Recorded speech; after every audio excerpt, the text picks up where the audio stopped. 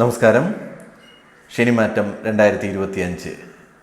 ശനി 2025 മാർച്ച് മാസം 29-ാം തീയതി രാശി മാറുമ്പോൾ തിരുവാതിര നക്ഷത്രക്കാർക്ക് കണ്ടകശനി ദോഷം ആരംഭിക്കുകയാണ്.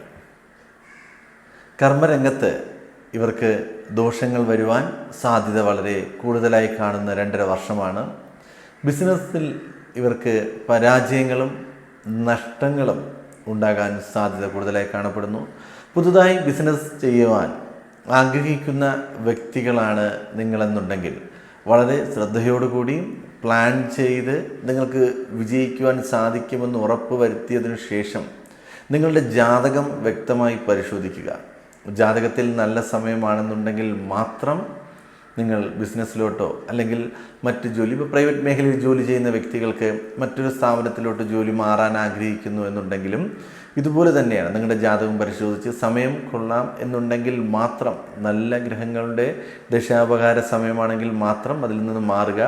അല്ലാത്ത പക്ഷം നമുക്കൊരു വീഴ്ചയിലോട്ട് പോകാൻ സാധ്യതയുണ്ട്, അതായത് നഷ്ടത്തിലോട്ട്. ഇപ്പോൾ പ്രൈവറ്റ് മേഖലയിൽ നിന്ന് മാറി മറ്റൊരു കമ്പനിയിലോട്ട് പോകുമ്പോഴേക്കും അവിടെ ഒരു ദോഷം സംഭവിക്കുകയും നമുക്കവിടെ ജോലിയിൽ ശമ്പള കുറവ് അല്ലെങ്കിൽ ജോലി ഭാരം കൂടുതൽ, പിന്നെ തിരിച്ചിവിടെ വരാൻ പറ്റാത്തൊരവസ്ഥ, അങ്ങനെ ഒരുപാട് വിഷമങ്ങളുണ്ടാകാൻ സാധ്യതയുണ്ട്.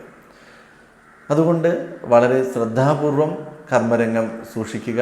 തിരുവാതിര നക്ഷത്രക്കാർക്ക് 2.5 വർഷ കാലഘട്ടം കണ്ടക ശനി ദോഷമാണ്.